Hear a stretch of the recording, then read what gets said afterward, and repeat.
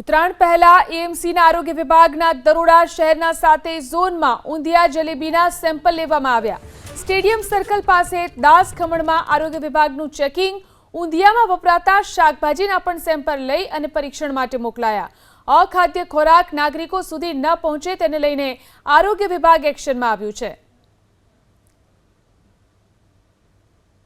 અમદાવાદ શહેરમાં ઉત્તરાયણ અને વાસી ઉત્તરાયણ પહેલા આરોગ્ય વિભાગ તરફથી અલગ અલગ સ્થળો ઉપર ચેકિંગ હાથ ધરવામાં આવ્યા છે અને ઊંધિયું અને જલેબીના જે સેમ્પલ છે તે લેવાની કામગીરી હાલમાં અમદાવાદ મહાનગરપાલિકાના આરોગ્ય વિભાગ તરફથી કરવામાં આવી છે।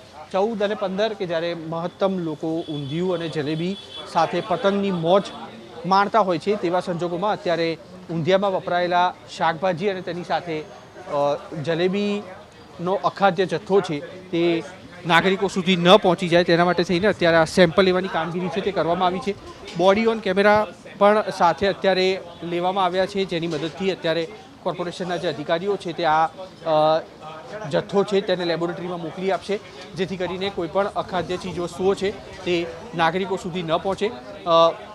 ફૂડ સેફ્ટી ઇન્સ્પેક્ટર પણ અહીંયા આગળ છે, તેમની સાથે પણ વાત કરવાનો પ્રયાસ કરીશું। તેમને પણ પૂછીશું કે આખરે કયા પ્રકારની કામગીરી કરવામાં આવી રહી છે અને તેની સાથે આ જે પ્રક્રિયા છે તે ક્યાં આ સેમ્પલ છે તે મોકલવામાં આવશે। સાહેબ, અત્યારે સેમ્પલ લેવાની કામગીરી કરાઈ રહી છે, કયા સેમ્પલ લેવાઈ રહ્યા છે અને શું આપણે આને લેબોરેટરીમાં મોકલશું?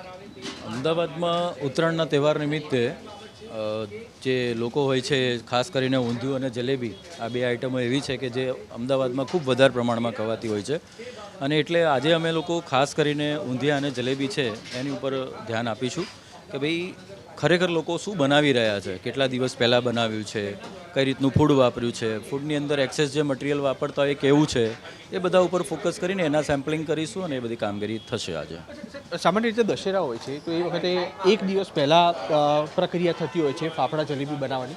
ઊંધિયું લગભગ કેટલા સમય પહેલાં બનાવવાની કામગીરી શરૂ કરાતી હોય છે? આપના અનુભવ પરથી શું લાગી રહ્યું? ઊંધિયું જનરલી આવતીકાલે ઉત્તરાયણના દિવસે ખવાતું હોય તો એ લોકો જે બનાવવાની શરૂઆત છે એ આજ બપોર પછી જે ફૂડ છે એને કટ કરવાનું અને એને રેડી કરવાનું કામ કરતા હોય છે અને સાંજે મોડેથી બધું બનાવતા હોય છે એ લોકો, મોડેથી એટલે રાત્રિ દરમિયાન આ બનાવવાની કામગીરી છે ને એ લોકો શરૂ કરતા હોય છે। આપણે લેબોરેટરીમાં મોકલશું ને અને પૃથ્થકરણ માટે? હા, આ લેબોરેટરીમાં મોકલીશું। અત્યારે જે યુનિટ ઉપર છીએ એ લોકો ડેલી બેઝ ઉપર ઊંધિયું વેચતા હોય છે, એટલે આપણી પાસે એ લોકોનું ઊંધિયું આજે બી અવેલેબલ છે। તો આ જે જેટલા બી સેમ્પલ છે એ બધા PHL AMC છે ત્યાં બધા સેમ્પલ જશે। બિલકુલ, ફૂડ સેફ્ટી ઇન્સ્પેક્ટર આપણી સાથે જોડાયેલા હતા અને ઊંધિયું અને જલેબીના સેમ્પલ છે તે અત્યારે લેવાની કામગીરી છે તે અહીંયા આગળ કરવામાં આવી છે।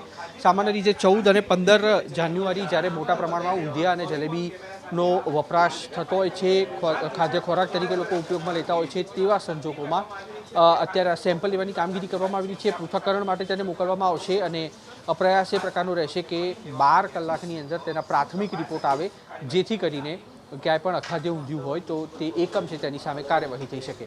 કેમેરામેન પ્રદીપસિંહ સાથે કુશાંક સોની, ABP અસ્મિતા, અમદાવાદ।